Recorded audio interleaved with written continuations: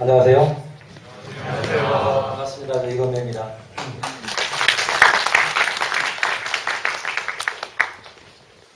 최근에 이제 알파고 이제 한 달 반 좀 더 지난 것 같습니다. 알파고에 대해서 사람들이 많은 이야기를 했고, 그리고 여기 계신 분들이 많은 분들이 컴퓨터에 관련된 분들인데, 컴퓨터를 하면서도 이제 도대체 알파고가 어떻게 동작하는지 잘 모르고 있고, 그래서 제가 이제 인공지능을 하고 있고, 또 최근에 인공지능에 대한 관심들이 크기 때문에 학내에서 알파고가 어떻게 동작하는지에 대해서 세미나를 한번 해주면 학내에 있는 또 연구자로서 기여를 하겠다 생각을 해서 겸사겸사해서 저희가 시작하게 됐습니다. 이게 바둑판이죠? 네. 바둑 두실 줄 아시는 분 한번 손 들어주세요. 이제 이런 분들한테 이제 세미나 하려면 힘들죠, 그래서. 이게 뭡니까? 요게 바둑판이에요. 요건 보셨죠? 네. 이제 바둑판을 보면 점이 있습니다. 여기 점을 갖다 화점이라고 그러고요. 귀에 있는 걸 갖다 귀화점이라고 하고, 변에 있는 걸 변화점이라고 해요. 여기 가운데 있는 화점은 혹시 뭐라는지 아십니까? 아시네요. 1000원. 그래서 이제 바둑을 내면서 여기다 딱 때리면 어떻게 되죠? 오목을 두는구나 이렇게 생각하시죠. 그렇죠? 근데 여기 1000원에다가 두고 들어온 바둑도 있어요. 1000원 바둑이랍니다. 그러니까 역사적으로 기록에 남아있는 걸 보게 되면 일본의 1670년에 산데스라는 분이 1000원 바둑을 잘 뒀다고 그래요. 그래서 이제 재미로 드는 정도가 아니라 고수급에서, 그래서 가운데다가 1000원에다 두면 오목은 아니고 바둑일 수도 있다. 이거는 아시는 게 좋을 것 같고요. 그래서 그러면 지금부터 알파고는 바둑을 어떻게 두는가를 해서 세미나를 한번 해보도록 하겠습니다. 고는 평상시 잘 되는 게 올라온 게 잘 안 되네. 고는 이제 바둑을 갖다가 일본에서는 고라고 하시죠. 그래서 일본 영어가 바둑에 들어가 있어요. 바둑 두시는 분들 아다리 그러잖아요. 아다리라는 단어가 들어가 있습니다. 순 우리말로는 단수죠. 단수를 아다리라고 그러죠. 그래서 처음이 되는 최고인 바둑 이렇게 해서 이름을 쓴 것 같습니다. 그 알파고에 대한 내용은 언제 나왔냐면 올해 네이처지에 1월 28일자에 이 논문이 실렸어요. 그래서 논문 제목을 보면 Mastering the Game of Go with Deep Neural Networks and Tree Search를 되어 있죠. 그래서 여기는 이제 바둑이라는 경기를 Deep Neural Network과 Tree Search를 사용해서 우리가 정복을 했다 이렇게 이야기하는 거죠. 그래서 여기서 이제 유럽 챔피언이었던 환휘라는 그 챔피언하고 붙었는데 이겼거든요. 그걸 하고 나서 이 논문이 나왔고 2월 중순에서 이제 우리나라 이세돌 구단하고 바둑을 둔다고 이야기를 했죠. 그러면서 우리나라에서는 이제 3월달 해서 이제 알파고의 붐이 일어났습니다. 이게 이제 일국이죠, 일국. 우리 사실은 우리나라 사람들이 이제 바둑에 대해서 되게 익숙해요. 잘 모르지만. 그 드라마에 미생이라는 드라마 있었죠, 미생. 그게 바둑하고 관계된 건 아세요? 아직 살지 못했던 미생이라고 그러는데 두집 나면 완생이 되는 거죠. 또 그 다음에 또 드라마가 있었죠. 뭐가 있었나요? 응답하라 1988 있었죠. 그 다음에 이제 알파고가 해서 그래서 우리나라 사람들이 바둑에 대해서 되게 좋아하게 됐어요. 그러면서 어떻게 되냐면 최근에 이제 이번에 국회의원 선거가 있었는데 모 정당에는 비례대표로 이제 바둑 기사가 이제 국회의원이 되겠습니다. 알파고가 나왔으면 이제 컴퓨터 인공지능 하는 분이 그냥 그 비례대표가 됐어야 될 것 같은데 조금 아쉽긴 합니다. 근데 저도 사실은 이쯤에서 알파고가 못 이길 거다. 아무 해봤자 이 세대가 어떻게 이기겠어 생각을 했는데 이 표정을 보십시오. 얼마나 이 갈등이 있습니까? 이때부터 이제 한국 기록이 되게 힘들었어요. 그렇죠? 신문사를 보면 되게 힘들었고요. 바둑 안 들으신 분이 이제 바둑이 어떻게 먹는지도 잘 모르더라고요. 둘러싸이면 먹는 겁니다. 그래서 요렇게 하는 거지. 여기 토석을 갖다 두면서 가는 겁니다. 이게 몇 번째 판일까요? 혹시 아십니까? 제가 몇 번째 판 났을까요? 4분. 왜 그렇게 생각하세요? 그렇죠. 저도 인간이니까. 처음 두는 걸 보면 저도 둘 수 있을 것 같은 거고 여러분도 둘 수 있어요. 놓으실 때 그냥 격자에 그냥 인터섹션 있는 데만 놓으면 됩니다. 그게 바둑을 두는 거고요. 이렇게 두고 있는데 이걸 갖다가 사람처럼 두는 거예요, 문제는. 그렇죠. 그래서 이렇게 바둑을 두고 하는데 제가 그 마우스로 돌렸을 때는 할만하길래 애니메이션 하지 말고 돌리겠다고 그랬는데 보니까 이게 예상이 되는 여기가 보시죠. 여기 지금 돌이 이 돌이 바로 뭐냐면 묘수라고 합니다. 묘수. 그러니까 이 돌을 놈으로 해서 나중에 어떻게 되죠? 큰 걸 잡게 돼요. 어디쯤을 잡을까요? 얘 뭔가에서 여기가 잡힐까요? 한번 보죠. 어디가 잡히나? 저기 따먹히는 거고 어디가 잡혔죠? 보이나요? 자, 하다가 알파고 포기를 안 하죠? 아직 포기할 때가 아니에요. 알파고는 포기를 언제 하냐면 승률이 10% 미만이 떨어질 때 그냥 그 포기를 합니다. 불리에 당하는 거죠. 불리 패를 당하는 거죠. 여기서 지금 다음에 되죠. 그러니까 수싸움에서 이제 여기서 알파고가 밀리고 아직까지는 승률이 10% 이상이었어요.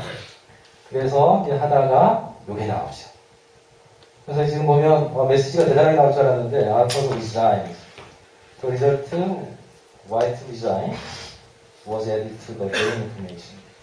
그래서 저는 못 들었는데 이날 resign이라는 단어가 그냥 저기 검색어 1순위로 나왔거든요. 그러니까 원래 resign이라는 거는 사임하다 이런 뜻이거든요. 그래서 저도 그냥 바둑 그만두는 거 그냥 포기한다는 게 resign인 처음 알았습니다. 그래서 이렇게 돼 있었어요. 근데 인공지능에서 게임에 대한 거는 되게 오랫동안 했어요. 그래서 게임하는 게 지능적인 거잖아요. 인공지능이 처음 나타난 게 인공지능 영어로 처음 쓰게 된 건 언제냐면 1956년에 다트머스 컨퍼런스라는 데서 이런 기술이 인공지능이나 하자 이렇게 한 거예요. 근데 그 이후로 딱 회갑이 되면서 어떻게 되냐면 알파고가 나와서 인공지능이 사람보다 바둑을 잘 둬.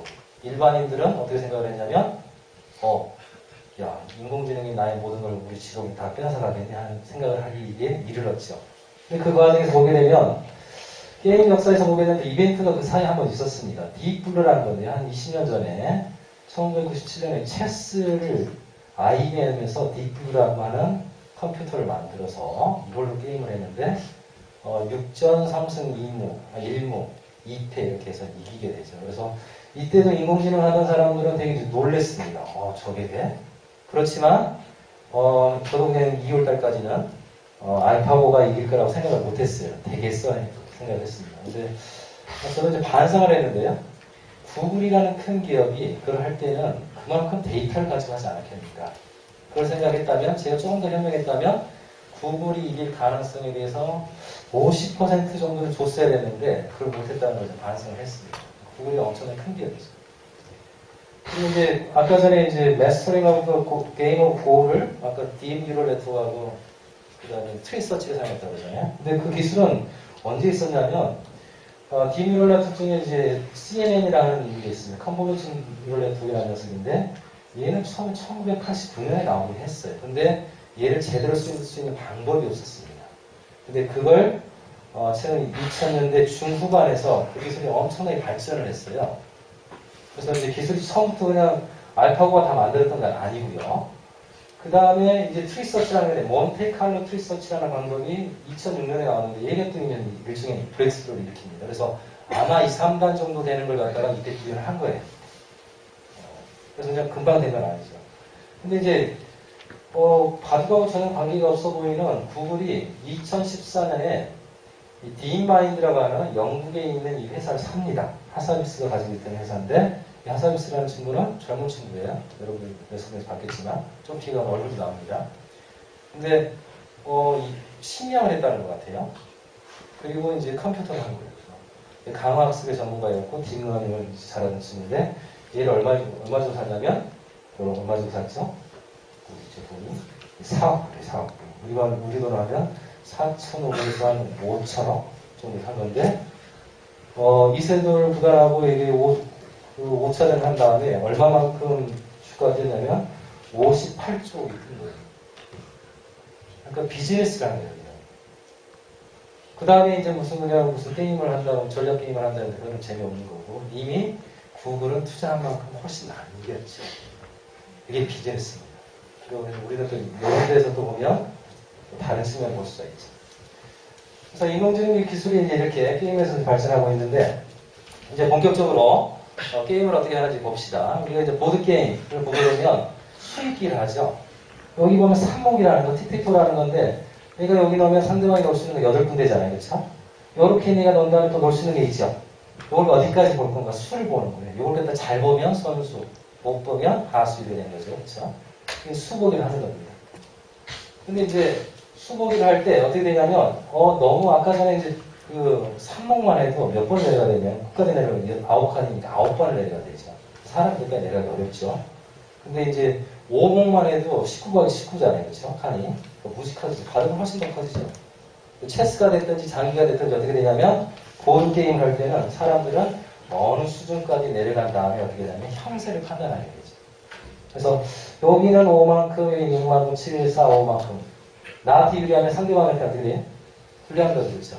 상대방은 나한테 5만큼 좋은 게 있고 6만큼 좋은 게 있다면 상대방은 5만큼 좋은 걸 선택해 6만큼 좋은 걸 선택해요. 당연히 5만큼 좋은 걸 선택하겠죠. 나한테 나쁜 거니까 그렇지. 상대방한테 좋은 거고. 나한테 좋은 건 상대방한테 나쁜 거고 상대방이 좋은 건 나한테 나쁜 거잖아요. 그렇죠? 그래서 여기 있는 거에 대해서는 어떻게 되냐면 작은 값을 갖고 그 다음 단계에서 내가 할 때는 큰 값, 상대방이 할 때는 작은 값, 내가 할 때는 큰 값 이렇게 하는 거예요. 그래서 여기서 보게 되면 쫙 여기까지 본 다음에 형세 판단을 해봤더니 요렇게 말을 사면 6만큼 나한테 좋은 거고 얘는 5만큼에 3만큼. 나는 어떤 걸 쓴다? 6만큼 좋은 거 이걸 쓰겠다. 이게 기본 전략입니다. 사람들이 보드게임을 할 때는. 근데 이렇게 하는데도 너무 이렇게 찾아봐야 되는 경우의 수가 많은 거예요. 그래서 어떻게 하냐면 불필요한 부분을 갖다가 하지 않는 방법도 썼어요. 근데 이런 방법이 경우의 수가 너무 많아지면 할 수가 없었어요. 그래서 제약이 있었고 또 그래서 이제 어떤 걸 생각하냐면 그러면 요거 형세 판단을 하는 걸 잘하는 방법을 찾아봐야지 하는 연구들을 무지 많이 했습니다. 휴리스틱이라든지 경험적인 지식을 사용하는 방법도 썼고요. 그런데 이게 바둑에 오게 되면 이것도 잘 안 통한 거예요. 바둑은 19가 19잖아요. 이게 칸수가. 그러니까 361개에 대한 위치가 있는 거예요. 그 경우의 수가 361 팩토리얼은 아니고요. 이게 저도 계산을 못 해봤는데 그 알파고 실버의 넘을 법이 이렇게 되어 있습니다. 여기 이제 전체 그냥 가능한 저기고 대수는 이만큼 나가는 거. 얘는 이제 폭이 이만큼 되는 거. 그래서 대략 10의 360승 정도의 경우의 수가 존재한다. 여러분 매스컴에서 많이 들어보셨겠지만 이제 가시 우주에 있는 우주의 개수가 이 정도 된다고 그래요. 그러니까 10의 81승 정도 된답니다. 그러니까 안 보이는 우주는 모르겠고 계산을 어떻게 했는지 모르겠어요. 하신 분이 있으면 가서 물어보고 싶은데 설명을 해도 잘 모르겠죠. 너무 많은 거예요. 그래서 이제 우리가 아주 큰 숫자를 이야기할 때는 천문학적인 숫자라는 용어를 쓰잖아요. 그게 영어로 표현하면 astronomical figure라고 해요. 천문학적인 숫자가 이 정도 되면 천문학적인 숫자예요. 그래서 불교에서 보게 되면 무량대수 이게 가장 큰 뭐 이런 게 돼 있잖아요. 나중에 찾아보면 그것보다 더 큰 것도 있더라고요. 해놓은 게. 그렇지만 여기까지는 가지 않는 거고 더 중요한 건 뭐냐면 실체가 있는 거에 대해서 숫자를 이야기하는 거지 동그라미만 여기다가 숫자만 많이 높인다고 해서 숫자가 아니잖아요. 그렇잖아요. 그러니까 실제 존재하는 거예요. 그러니까 지금 보면 지금까지 사람들한테 천문학적인 숫자는 인간이 상상할 수 있는 가장 큰 숫자라고 생각을 했는데 지금 보면 이럴까요? 바둑에서 경우의 수가 훨씬 더 큰 거잖아요. 그러니까 앞으로는 바둑의 경수적인 큰 수, 규모 이렇게 해야 돼요. 그래서 고무버 피규어라고 해서 제가 만들었어요. 어젯밤에 구글 검색을 해봤는데 없어요. 그래서 만약에 이제 이 말이 널리 쓰이게 되면 충북대에서 만들었다고 홍보를 좀 많이 하십시오. 제가 만들었다는 말은 안 해도 되는데 충북대에서 만들었어요. 그래서 이제 이런 보드게임에 대해서 이제 핫서비스 어떤 이야기를 했냐면 고수에게 왜 그렇게 바둑을 두냐고 물어보면 오른수라고 느꼈기 때문이라고 대답할 때가 있습니다. 체스가 논리적인 반면 그만큼 바둑은 훨씬 더 직관적인 게임입니다. 이렇게 이야기했어요. 직관적이다. 그래서 이제 체스 같은 경우면 이것도 큽니다. 10에 그냥 123승이나 돼요. 천문학적인 숫자도 더 큰 거예요, 사실. 그렇죠? 그래서 이제 아까 말씀드렸던 딥블루가 여기 이제 그 당시에 챔피언스는 게리 카스파로프를 이렇게 이겼죠. 이때는 사람들이 별로 신경을 안 썼어요. 근데 여기서 이제 보게 되는 건 뭐냐면 제가 이제 여기서 그 인터뷰 보고 제가 느꼈던 게 뭐냐면 아, 알파고를 한마디로 어떻게 그냥 정리를 해야 될까?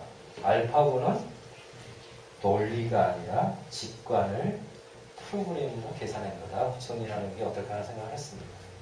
그러니까 계산적으로 체계적으로 시스테매틱하게 모든 걸 다 이렇게 보는 게 아니라 어떻게 하냐면 사람들이 하는 직관을 기계학습이라는 걸 통해서 프로그램 나가다. 그게 알파고다. 오늘 이제 그것만 알고 가시면 돼요. 지금부터 보도록 하겠습니다. 그래서 이런 바둑 같은 게임에서 문제가 되는 건 뭐냐면 지나치게 경우의 수가 많은 거예요. 너무 많은 거예요. 그러니까 10에 360승이라고 그랬죠. 그래서 사람들이 하는 건 뭐냐면 여기까지 보고 여기서 어떻게 하냐면 상황 판단한 다음에 그걸 정확히 해서 그 상태에서 가장 좋은 것입니다. 얼마나 직관이 뛰어난가 그 사람을 결정하는 거죠. 이런데 이제 어떻게 하냐면 좀 이따 보겠지만 이제 몬테카를로나 방법을 쓰게 되면 조금 더 효과적인 방법이 나오게 되는 거거든요. 그 다음에 뭐냐면 여기서 형색 판단을 해야 되는데 형색 판단을 하는 게 되게 어려운 거예요. 그걸 갖다가 어떻게 하냐면 형색 판단을 하는 방법을 찾아내야 되지. 요걸 갖다가 학습을 통해서 찾아내야 돼요. 이런 판이 주어지게 되면 이게 배가 태어나만큼 유리하고 후가 태어나만큼 배한테 이만큼 유리하면 반대로 하게 형한테는 마이너스 14만큼 유리하는 거예요. 이런 식의 값을 줄 수 있는 걸 만들어보자. 그런 방법들을 게임을 하는데 했었는데 이전에는 이제 경험적인 지식을 어떻게든 프로그램 함수로 해서 만들어서 집어넣는 걸 했어요. 근데 알파고에 그냥 그 이후에 최근에 오면서 어떻게 되냐면 기계학습적인 방법들을 많이 쓰겠다는 시도도 있었고 이제 알파고 같은 경우에는 특히나 기계학습 방법, 딥러닝을 이용한 기계학습 방법, 지도학습하고 강학습을 이야기가 될 거고 몬테칼로 시뮬레이션이라는 방법을 통해서 이걸 갖다 효과를 합니다.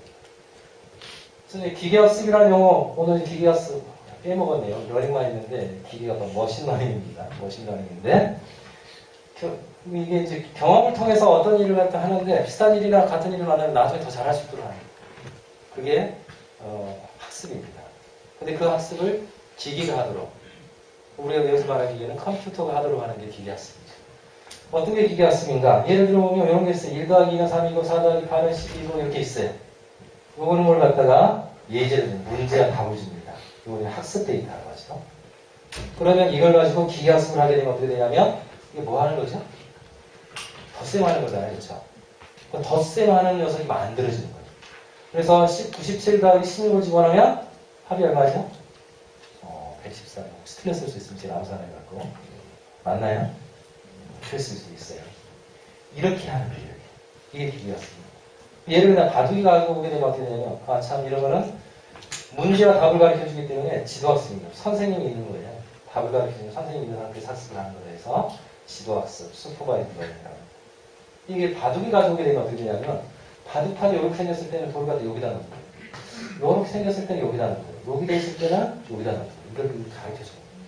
이런 걸 가지고 어떻게 되냐면 착수하는 거예요. 돌을 넣는 거 착수라고 그러죠. 그래서 이제 어떻게 되냐면 이걸 갖다 배운 거예요. 얘를 딱 집어넣으면 너 여기다 놔. 쉽잖아요. 그렇죠? 기억만 다 하고 있으면 되죠. 몇 개만 기억하면 돼요? 10에 360승만 기억하면 돼요. 그렇죠?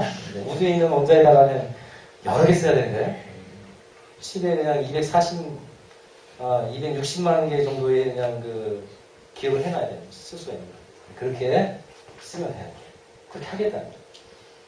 근데 이제 이런 걸 갖다가 뭐라 하냐면 알파고에서는 이렇게 어디다 둬야 될지 가르쳐주는 그런 학습돼 있는 녀석을 가치망이라고 해요.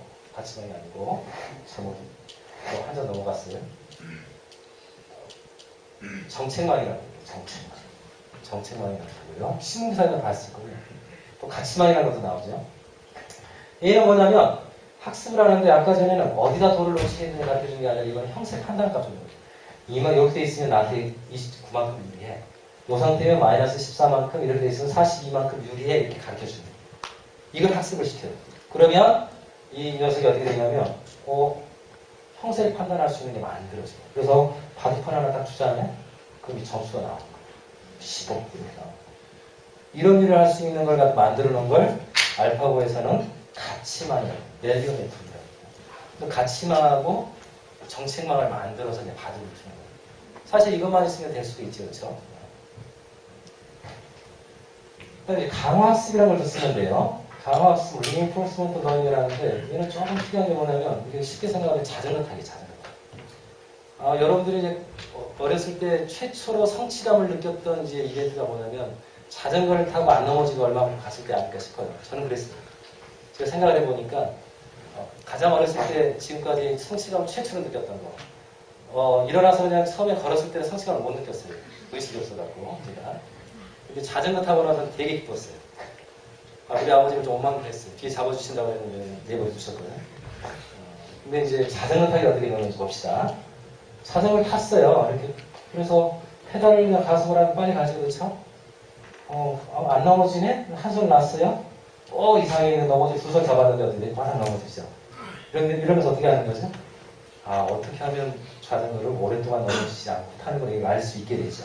그래서 여기서 보게 되면 어떻게 되냐면 상태가 있는 거고 매번 거기에서 어떤 액션을 합니다. 행동을 합니다. 행동에 대해서 어떻게 되면 보상이 오게 되겠어요. 그러면 얼마나 안전되게 오랫동안 가지는 할 수가 있게 되는 거죠. 그러니까 이러한 경험을 통해서 어떤 상태에서 어떤 행동을 취할지 학습하는 배우는 걸 갖다가 뭐라 그러냐면 강화학습이라고 해요. 그리고 어떤 상태에서 어떤 행동을 할지 정해놓은 걸 정책이라고 해요. 저기 큰 거는 밖에서 하는 정책 말고 여기서는 강화학습이라는 파워스라고 이렇게 얘기합니다. 얘를 바둑에 가지고 어떻게 되나요? 이 정책이요. 바둑이 있으면 이 판에서 돌을 어떻게 넣지? 이게 되는 거죠. 이 판에서 돌을 어떻게 넣지? 이 판에서 이런 판에 돌을 이렇게 하는 거죠. 근데 여기서 보게 되면 자전거 탈 때는 여기서 얼마만큼 오랫동안 갔다 이게 시간이라도 있고 이렇게 되니까 보상이 바로바로 주어지죠. 그렇죠? 근데 바둑에서는 끝날 때까지 알아야 되는 거예요. 모르죠. 그러니까 여기서는 보상이 바로바로 안 지어지는 거예요. 그래서 바둑을 끝까지 도은 다음에 마지막에 결과를 이렇게 결과가 넘어오는 거예요. 뒤로. 근데 저게 이겼으면 이긴 게 그 다음에 마이너스 1이죠. 상대방 두 차례잖아요. 상대방 두 차례 반대로 가야 되죠. 그래서 이런 식으로 하는 거예요. 그래서 바둑을 뒀을 때 내가 지금 보상은 어떻게 줘진다 이렇게 줍니다. 이 판에 대해서는 보상이에요. 요거는 마이너스 이런 식으로. 이 판에 대해서 이 행동을 하게 되면 지게 되는 거예요. 지금. 그러니까 보상이 이 상태에서 이 행동에 대한 보상은 마이너스 1이다 이렇게 되는 거죠. 이런 강화학습을 합니다. 그러니까 알파고가 자기끼리 경기를 하는 거예요. 자기하고. 과거의 자기하고 경기. 나중에 보시겠지만 500개의 알파고가 움직여요. 학습을 해요. 그래서 이제 학습을 해요. 기계학습이 이제 두 가지 이런 이제 학습이고. 강화학습이 이제 중요한 게 뭐냐면, 두 개의 알파고가 게임을 할 수 있어요. 아까 정책 말씀드렸잖아요. 그래서 예정책에 따라서 이해하고 예정책에 따라서 이렇게 하면, 아까 기보를 갖다 사용해서, 전문가 기보를 사용해서 한다고 그랬는데, 기보가 어떻게 되냐면, 제한이 있잖아요. 그 사람이 생각해보는 것만 하잖아요. 생각해보지 않았던 거, 그걸 갖다 해봐야 돼요. 익스플로레이션, 탐색을 해야 돼요.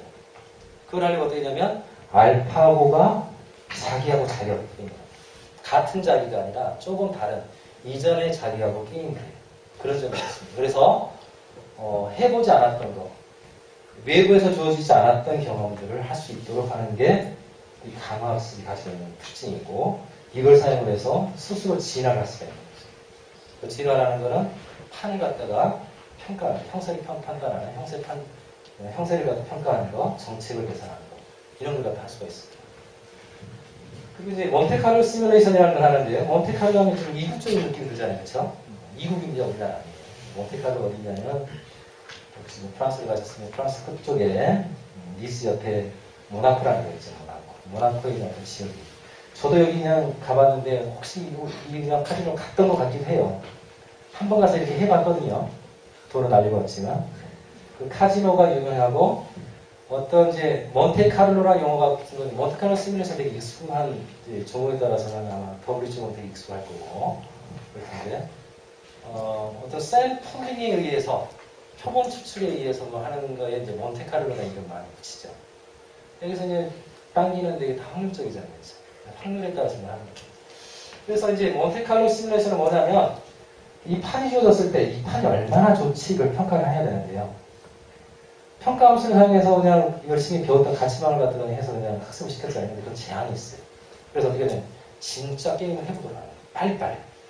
그래서 마치 주사위 던지듯이 그냥 게임을 해보는 거예요. 열심히 게임을 해봤어요. 이런 걸 갖다가 몇백만 원, 200만 번 해요. 그래갖고 이긴 게 어찌됐든 간에 그 상태에서 바보같이 눈에도 판세가 유리하면 거기서 두면 자기가 판세가 유리했으면 이긴 게 더 많겠죠. 그런 방법으로 해서 어떻게 하냐면 판세를, 형세를 갖다가 평가를 합니다. 이 방법을 써요. 컴퓨터가 빠르기 때문에 이 방법을 쓰는 거죠. 이게 몬테카를로 쓰는 거죠. 그래서 이제 알파고에 본격적으로 들어가게 되면 알파고에서는 이제 몬테카를로 시뮬레이션 하는데 조금 더 발전된 몬테카를로 트리서치라는 방법을 써요. 그래서 이제 보게 되면 여기 상태에서 시뮬레이션을 하는데 어떻게 하냐면 그냥 하는 게 아니라 여기서 트리를 갖다 이렇게 생겨서 트리라고 하죠. 나무처럼 생겼으니까 뒤집어 보면 그렇죠.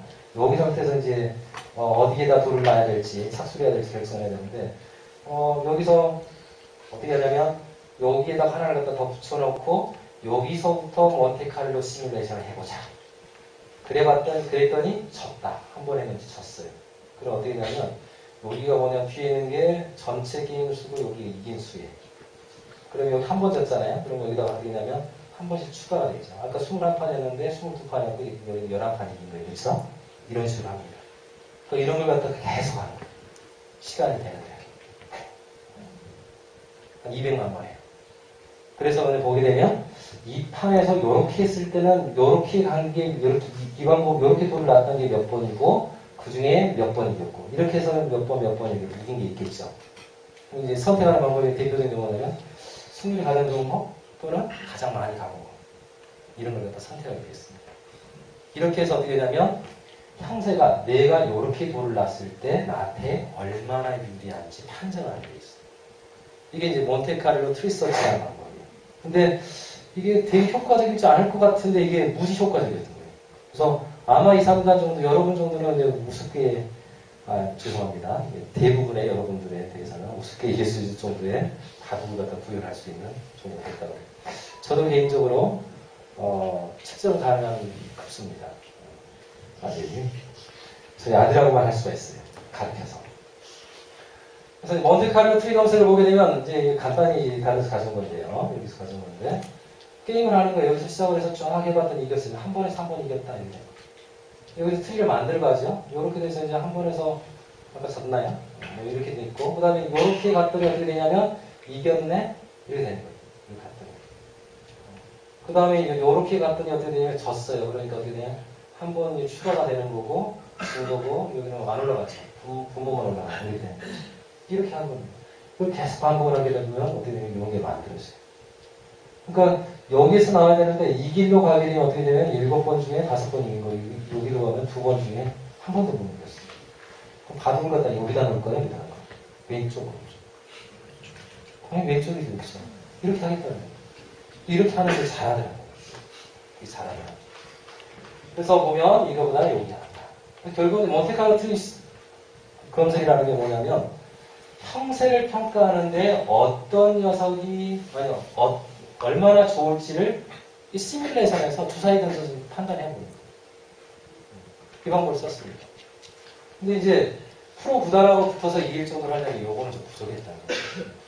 그래서 알파고에서는 어떻게 하냐면 몬테카를로 트리 검색을 하는데 더 똑똑하게 해볼 수 없을까라는 생각을 한 거예요. 아까 전에 이걸 보여드렸는데 여기서 하는데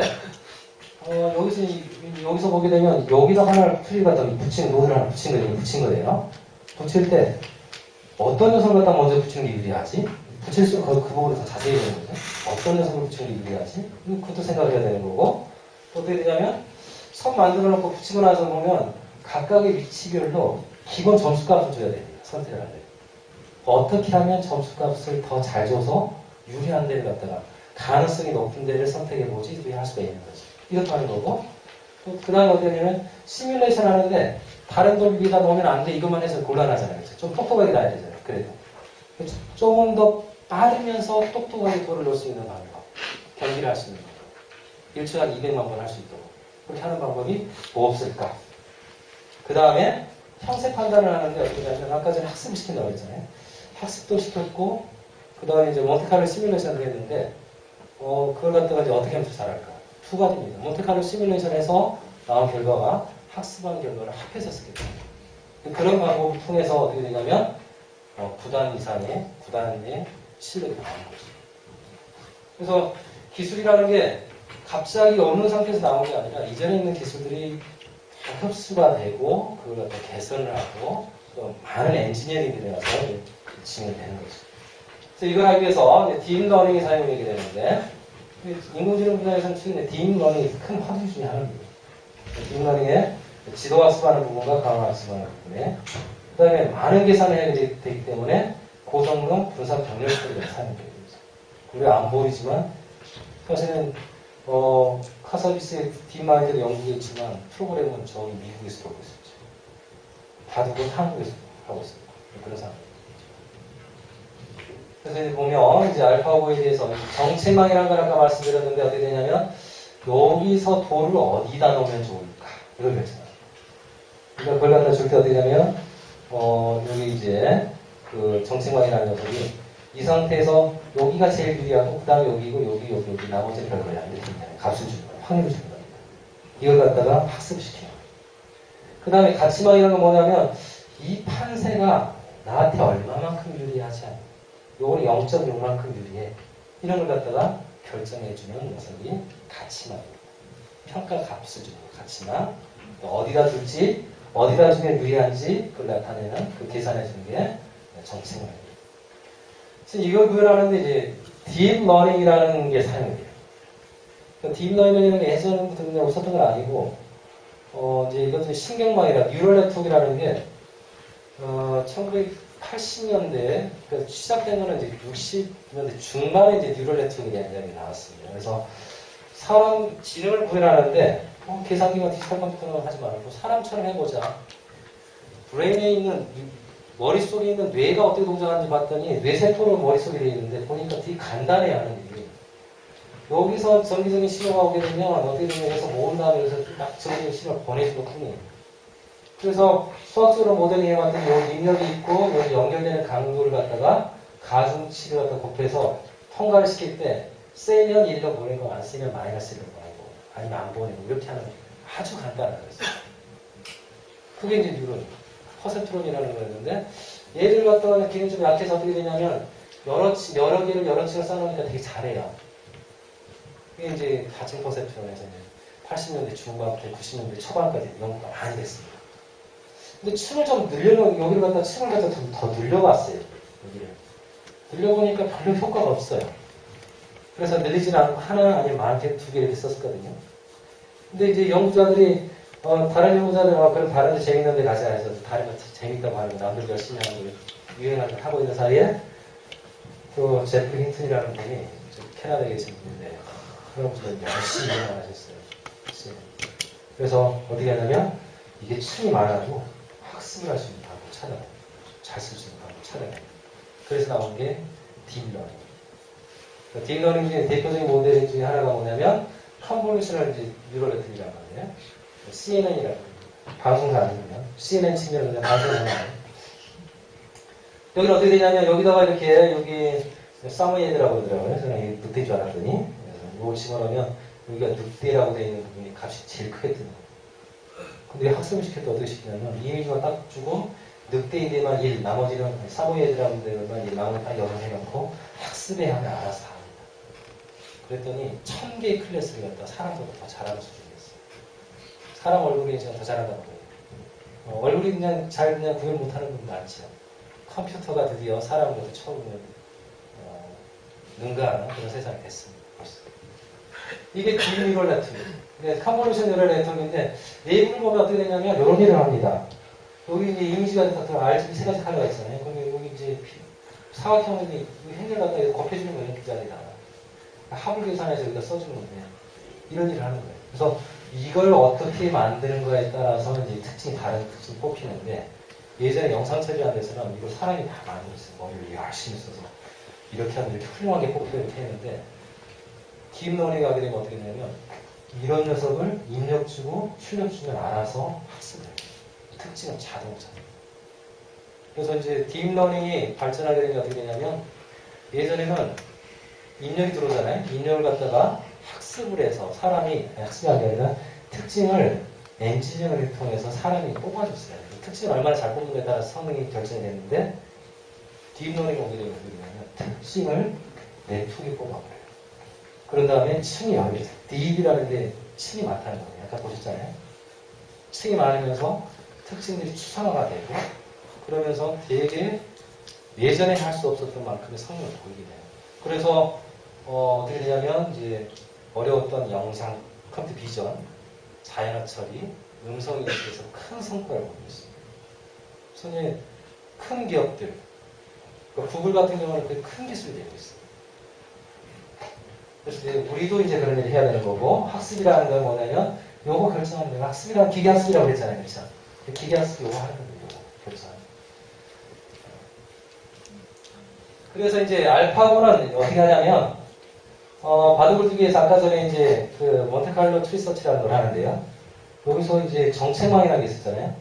바둑판이 있으면 현재 판이 있으면 어디다 놓는 게 제일 좋은지 결정하는 거. 그 다음에 바둑판이 주어지면 현재 나한테 유리한 정도가 얼마인지 계산해 주는 거. 이걸 하는데 빨리 해야 되잖아요. 여러 조건 안에서. 그래서 어떻게 하냐면 정책망이라는 걸 만드는데 보게 되면 정책망이 4개나 있어요. 가치망은 하나 있습니다. 이유가 있어요. 이유가. 여기 보게 되면 이 녀석은 어떻게 되냐면 아까 몬테칼로 시뮬레이션이라는 걸 한다고 했잖아요. 몬테칼로 시뮬레이션 빨리빨리 해야 되지. 여기 보게 되면 여기는 한 층이 두개 됐잖아요. 간단한 거 복잡한 걸 나타내는 거예요. 얘는 빨리빨리 하는 거. 얘는 좀 신경 써서 해야 되거든요. 여기는 여기 부분을 어떻게 되냐면 비밀률을 내쪽으로 있어서 계산이 되게 많아요.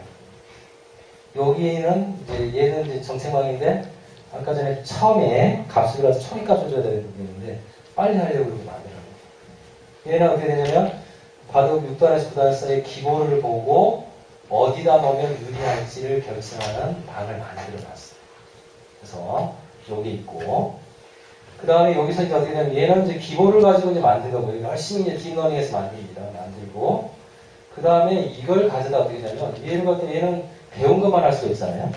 그래서 배우지 않은 것에 대해서 하도록 얘를 가져다가 강화학습을 합니다. 강화학습. 강화학습 할 때 어떻게 하냐면 있는 데이터만 가지고 하는 게 아니라 얘를 그냥 복제에다가 그냥 자기하고 과거의 자기하고 게임을 계속하면서 기본을 만들어요. 그래서 성능을 향상시킵니다. 이렇게 만들어진 걸 가지고 어떻게 하냐면 이제 정책을 갖다가 이제 계산해 줄 수 있는 거예요. 어디다 넣는 게 좋은지 계산해 줄 수 있는데 가치를 평가해 줘야 되잖아요. 근데 아까 전에 이제 잠시 이야기를 했는데 이 녀석이 특징을 뽑는다고 그랬죠. 그래서 이 녀석 만들 때 여기 있는 걸 가져다가 얘를 만들어요. 또. 이런 걸 합니다. 그리고 이 가치망에 대한 평가를 하는데 그냥 이미 배웠던 거 가지고 하면 안 되니까 이 녀석하고 이 녀석을 섞어서 기본을 다시 만든 다음에 그 다시 만든 기본을 가지고 학습을 해요. 그래서 이게 이제 다이버시티, 다양성을 갖다 주기 위해서 그냥 쓰는 게 아니라 이제 다른 영향을 받지 않도록 하는 방법이 있습니다. 그래서 보면 이제 간단히 지나가기 좀 필수적이거나 여기서 보게 되면 어디를 선택할 거냐 지금까지 스코어하고 그 다음에 가보지 않은 걸 갖다 고려할 수 있도록 하는 방법이 있어요. 했던 것만 하면 안 되니까 안 해보면 해야 되니까 그런 방법 쓰고 그 다음에 단발보드를 확장할 때 어떻게 하냐면 만들 이렇게 확장을 여기서 하나 붙였잖아요. 붙이고 나서 각각의 착점에 대해서 기본 점수를 줘야 되는데 기본 점수를 줄 때는 아까 전에 트릭 정책망이라는 게 있었죠. 그걸 쓰게 되는 거고 그 다음에 여기서 이제 여기 상태에서부터 이제 몬테칼로 시뮬레이션 막 던져보는 데 있죠. 던져서 해보는데 여기서는 빨리 들어가는 롤아웃 정책망을 쓰게 되는 거고요. 그래서 이제 여기서 보면 끝까지 가는 거예요. 롤아웃 하는 건 어떻게 되냐면 끝까지 해서 그냥 승패가 날 때까지 하는 거예요. 그러면 이겼다 졌다가 나오겠죠. 그 값을 갖다 반영을 해주는데 어떻게 하냐면 아까 전에 요걸 갖다 확장해서 왔는데요. 여기서 확장해서 왔는데 기본에 대해서 이겼다고 하면 2를 갖다 다 더해준 거잖아요. 그렇죠? 그렇게 하는 게 아니라 이 정보하고 아까 전에 평세 판단하는 또 가치망이라고 했었잖아요. 평세 이미 배웠던 걸 가지고 판단하는 것과 몬테칼로 시뮬레이션에서 판단하는 값을 갖다가 결합을 해서 최종 값을 만듭니다. 그래서 여기다 반영을 해줘요. 그래서 그렇게 많이 하다 보면 어떻게 되냐면 뭐 100만 번, 200만 번 하게 되면 이제 시간이 다 경과가 되겠죠. 그러면 이 중에서 선택을 해요. 여기서 이렇게 놓을까, 이렇게 놓을까, 저렇게 놓을까. 알파고는 어떻게 놓냐면 자기가 가장 많이 해봤던 중. 가장 많이 해봤던 거하고 승률하고 틀려요. 그러면 다시 좀 더 해봐요. 그 경우에 따라서 페널티를 좀 물고 하는 거죠. 정해진 시간이 있으니까. 그런 거 그래서 여기는 기술적인 이야기인데요. 롤아웃이라는 거는 몬테카를로 시뮬레이션 하는 간단한 건데, 간단한 분류를 사용합니다. 얘는 한 국을 치르는데, 2마이크로세컨드밖에 안 되는 거예요. 그래서 얘는 이제 800만 착수 위치를 가지고 하는 거고, 이걸 해보는데 간단한 걸 썼더니, 사람이 했던 거에 한 4분의 1 정도 맞췄다는 겁니다. 그래서 특징을 쓰는 거는 이제 여기 부분은 많이 안 되어 있는데, 논문에 없는데, 그래서 우리나라에서 알파고 만든다는데 만들 수가 없는 게 뭐냐면, 이런 정보들이 공개 안 돼 있어요. 뒷부분 공개되어 있는 게. 그래서 뭐 치중을 하는 거, 낚아대라고 하는데, 이제 낚아대라고 하시니까 치중을 아세요? 일본말로는 이렇게 중수라고 되어 있는데, 중수라고 보면 나중에 찾아보니까 남의 집 안에다 돌 넣는 거 있죠. 그러면 치중이라고 합니다. 그래서 돌이면 집을 줄이려고. 치중에 뭐 패턴도 있고, 그 다음에 이전 착수 위치에 대한 거, 3x3에 여러 가지 패턴들 가지고 이만큼 뽑아내고. 근데 그냥 할 수 있는 일이 아니지. 알파고 만들 수 없습니다. 그러니까 트리 정책망은 일단 확장을 해놓고 기본값을 주기 위한 건 얘는 간단한 건데 얘는 특징을 좀 더 많이 사용하죠. 이런 것도 사용하는데 얘들은 굳이 빨리 동작하는 거예요. 빨리빨리 동작해야 되니까. 그 다음에 지도학습 정책망은 뭐냐면 이런 걸 쓰는 거예요. 여기 이제 KGS라는 사이트가 있습니다. 여기 여러분 들어가면 할 수가 있어요. 자기 급수를 판단할 수 있습니다. 해보면 지면을 계속 떠야 되겠죠. 여기 있는 기보들을 가져다가 6단에서 9단 기보만 16만 개 가져갖고 약 3천만 착수율이 여기서 이렇게 나타나는 거죠. 이걸 가지고 딥 뉴럴 네트워크에 학습을 시켰죠. 근데 여기서 이제 몸이 되면 어떻게 되냐면 이제 특징을 어떻게 잡을 건가? 기본 특징만 봤습니다. 각각의 이지수가 있는데 각각 위치에 대해서 똘이 있냐 없냐, 별똘이 있냐, 공백이 있냐, 착수 지점에 지금 거기가 돌이 낮았다면 언제 낮냐? 그것도 8단계밖에 안 돼요. 방금 전에 이전, 8번째 이전 되어 있습니다. 그 다음에 연결된 활로의 개수, 착수하는 경우 잡을 수 있는 돌 이런 것만 있어요. 축이 되니까 축은 아시죠? 몰고 가면 잡히는 거죠. 이런 것만 주고 학습을 시키는데 학습이 돼요. 신기하게. 그래서 18개 층인데요. 여기 어떻게 되냐면 기본적으로 19 곱하기 19에 아까 전에 요거에 대해서 아까 전에 여기 착수별로 갈 수 있잖아요. 이진수로 되어 있기 때문에 48비트를 딱 써야 돼요. 그러니까 이렇게 되어 있는 데이터가 쫙 아까 전에 마스크 있었죠? 사각형으로 되어 있는 거 웨이트 써만하는 거 그걸 갖다가 여기서는 이제 몇 개를 했나? 잊어버렸는데 여기 들어가는 거고 여기 뭐 192개 이런 식으로 가게 되는 거예요. 그래서 여기서 총 13개 치는 거 마지막에 어떻게 되냐면 확률값을 해야 되기 때문에 합이 1이 되는 거 만들어주는 거예요. 그러면 여기 이제 아까 전에 3천만 개가 아니라 3천만 개가 다 집어넣어서 학습시켜요. 실제 학습시킬 때는 일부만 쓰고 트레이닝 테스트하는 데 쓰기 때문에 3천만 개 다 쓰진 않습니다. 그렇게 하는 거고요. 근데 이렇게 만들어놨더니 정확도가 57%였어요. 근데 조금 더 계산을 시켜보자. 그래서 어떻게 하냐면 강화학습을 시키는 거예요. 자기가 일단 지도학습 된 거 가져다가 복사를 해놓고 자기하고 게임을 해요. 그래서 기보를 만들어냅니다. 그리고 그걸 가지고 다시 학습을 해요. 근데 이제 이걸 하나만 가지고 하면은 이게 이제 다이버시티, 다양성이 높기 때문에 이상한 녀석만 남아있게 되기 때문에 500개를 여기다 놓고 그중에서 무작위 학습을 시킵니다. 못한 녀석 내보내고 수익 떨어지는 내보내고 이러면서 어떻게 되냐면 자기 진화를 하는 거예요. 그랬더니 어떻게 되냐면 처음 많은 거하고 같이 경주비를 해보면 80% 승률이 생긴 거예요. 그러니까 훨씬 잘해지게 돼요. 그 정도는 게 아니라 바둑이 자기가 자기하고 게임하면서 자기가 개선이 돼요. 그런 형태로 해서 진화를 하는 거예요.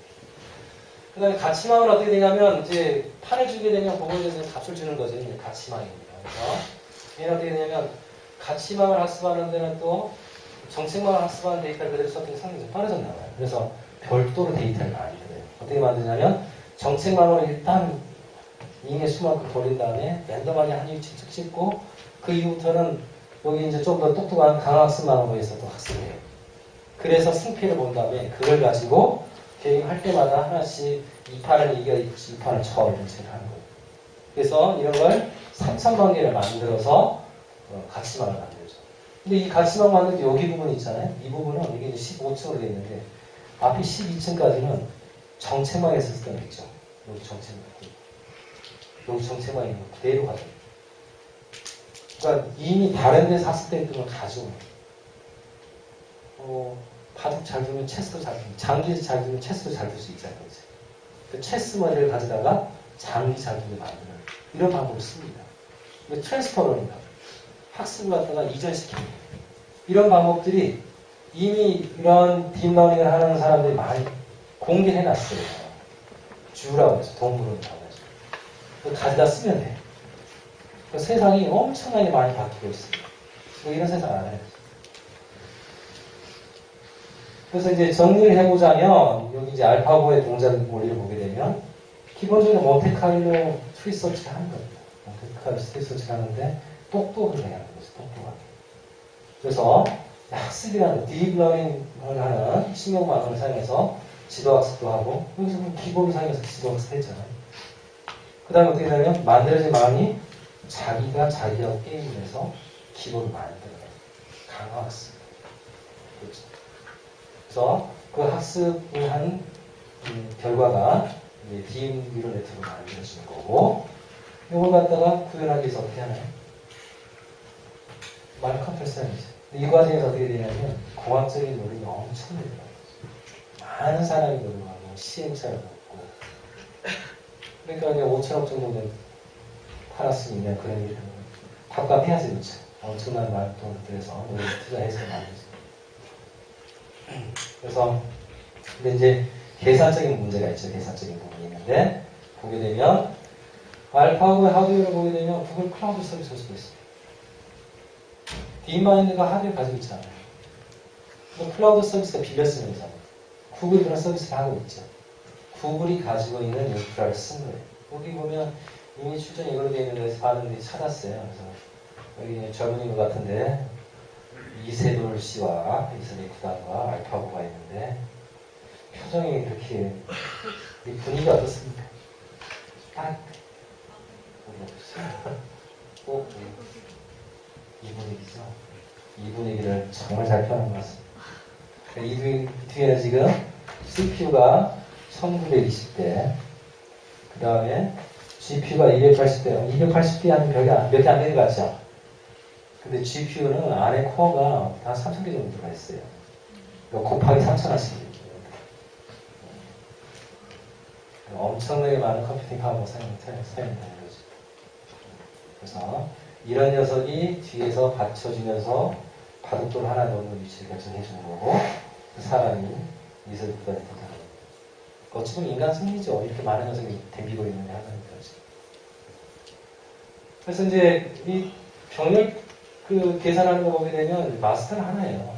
그래서 트리 서치라는 이거 트리 구성하는 부분은 한 곳에서 관리를 하고 있고 여기서 시뮬레이션에 가는 거는 이제 CPU들이 하고 있는 거고 그 다음에 정책망하고 가치망에 대한 계산들이 일어나잖아요. 이 계산은 되게 많습니다. 이건 GPU들이 하고 있습니다. 이제 관련된 연구를 하시는 분에 동기화 시키는 이런 것도 문제가 되는데 동기화를 거의 안 시켜요. 시간 때문에. 그냥 쓰는 형태로 해서 계속 업데이트를 하죠. 이렇게 구성이 있습니다.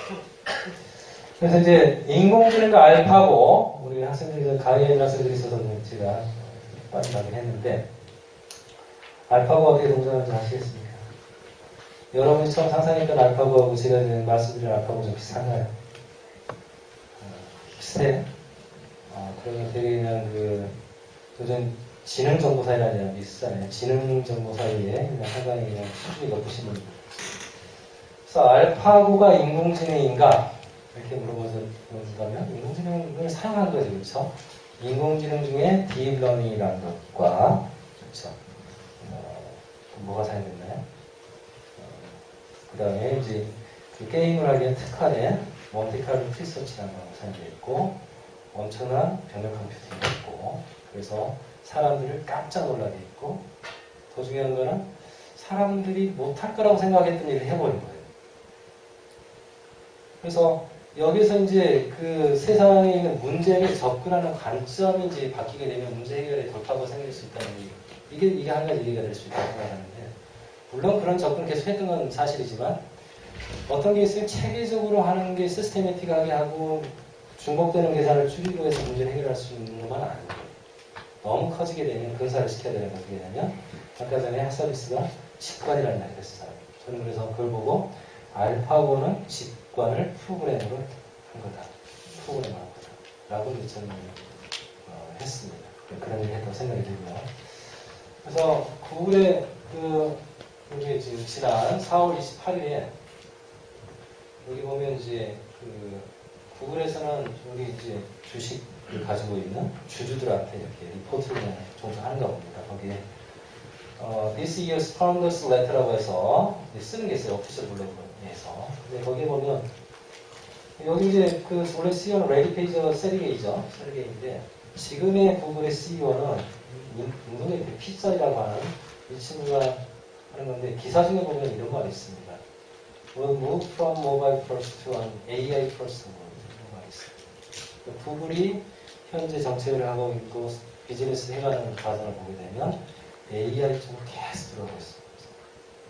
근데 구글에 사게 되면 파급이 너무 커요. 파급이 크다는 건 영향만 미치는 게 아니라 우리의 그냥 먹거리를 다 잡아가고 있는 거예요. 이게 큰일이에요. 그래서 구글이 움직이는 걸 열심히 안 보면 안 됩니다. 그래서 AI가 정말 중요해지고 있다는 게 아까 전에 54조 넘기는 그런 비즈니스적인 측면뿐만 아니라 구글의 일관된 그런 비즈니스의 방향이라는 걸 볼 수가 있었고요. 우리가 인공지능을 이제 외부에서 느끼기에 이제 되게 위협을 느끼는 건 이런 관점에서 한번 봐야 되지 않을까 싶습니다. 시간이 한 두세 달 남았고요. 사람들이 인공지능을 하지 않는 전공에서 좀 벗어난 분들이 조금 이제 모르는 간과하는 내용들이 이런 내용일 것 같습니다. 자율주행 자동차 뉴스에 많이 나오는데 그에 대해서 큰 신경을 많이 안 써요. 그렇죠? 그렇지만 자율주행 자동차는 로봇이고 이 로봇이 광범위하게 퍼지면서 블루칼라의 작품이 매우 많이 잠식이 될 겁니다. 여러분들 이제 톨게이트 가보면 무인화된 데가 많잖아요. 거기는 우리가 전 체감하는 것이 첫 번째예요. 그럼 자기 창고 하나마다 몇 개 사라지면 세 사람이 자리 사라집니다. 세 가정의 자리 사라집니다. 그 다음에 IBM의 왓슨이 있어요. 왓슨. 그래서 이제 제퍼디라는 게임에서 이제 이걸 이겼거든요. 이거는 퀴즈대회인데 퀴즈대회에서 이긴 거가 뭐가 대단하다고 생각할 수가 있는데 많은 지식을 집어넣고 말로 질문을 하게 되면 말 뜻을 알아서 그 내용을 찾아서 답변을 하는 거예요. 그래서 그 서비스가 어디 이용되고 있냐면 금융 서비스에서 이용되고 있어요. 실제 도입돼 있으면 우리나라에도 얼마 이상 예치를 해놓고 투자를 하는 사람은 사람이 만나게 되는데 어떤 은행 같은 경우는 컴퓨터가 대답하게 돼 있어요. 물론 왓슨을 쓰는 건 아니에요. 그렇게 하고 있고 의료 분야에서 진단하는 거 있잖아요. 텍사스 A&M인가 거기 그렇죠. 거기에 큰 캔서 센터가 있는데 거기에서 어떤 진단을 해보려고 했더니 사람이 진단을 몇 번 실수했어요. 안 맞는 거예요. 근데 의료 지식을 집어넣었던 왓슨은 그걸 갖다 몇 시간 만에 찾아냈다는 기록이 있어요. 지금. 그 다음에 금융 분야에 원론 분야에서도 요즘 기사를 갖다가 로봇이 많이 쓰고 있잖아요. 그 발효로 어떻게 되냐면 화이트 칼라 자리가 없어지는 거고 그 다음에 예전에는 되게 하이페이드 그 다음에 전문직이었던 부분들에 있어서의 잡들이 사라지는 거죠. 금융에 관련된 전문가는 많지가 않잖아요. 비싸잖아요. 그 사람들이 나가고 있어요. 또 세상이 바뀌고 있습니다. 그런 걸 갖다가 이제 관심 있게 봐야 됩니다. 그래서 이런 상황에서 사라지는 것만 있지 않고 생기는 것도 있잖아요. 어떤 잡이 있을 건가 관심 있게 봐야 되는 거고 더 현실적으로는 내 잡이 위험이 있지 않나 내가 가지려고 하는 잡이 위험 상태에 있지 않나도 생각을 해봐야 되는 시점이 됐습니다. 인공지능 기술이 어떻게 발전하고 있고 어떤 부분을 대체할 수가 있고 이런 것도 봐야 되는 거고 또 적극적으로는 어떻게 내가 하는 일에 인공지능 기술을 가져다가 더 좋게 할 수 있을지 고민을 해야 될 것 같습니다. 마지막 정리를 하겠습니다. 장자의 천지편에 보면 이런 게 나옵니다. 그래서 기계라는 것은 반드시 기계로서의 기능이 있게 마련인데 기계의 기능이 있는 한 반드시 효율을 생각하게 되고 효율을 생각하는 마음이 자리를 잡으면 본성을 보존할 수 없게 된다. 본성을 보존하지 못하면 생명이 자리를 잃고 생명이 자리를 잃으면 조가 깃들지 못하는 겁니다.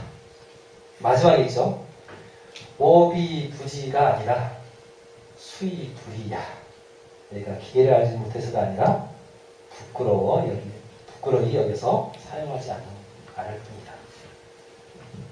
이게 뭐 자궁이 어디를 가는데 노인네가 채소밭에 물 주는데 굴을 파고 들어가서 어렵게 그냥 그 물을 그냥 퍼와서 그냥 물 주고 있더래요. 그래서 영두개라는 기계가 있는데 그거 쓰면 편할 건데 이런 말을 했다고 해요.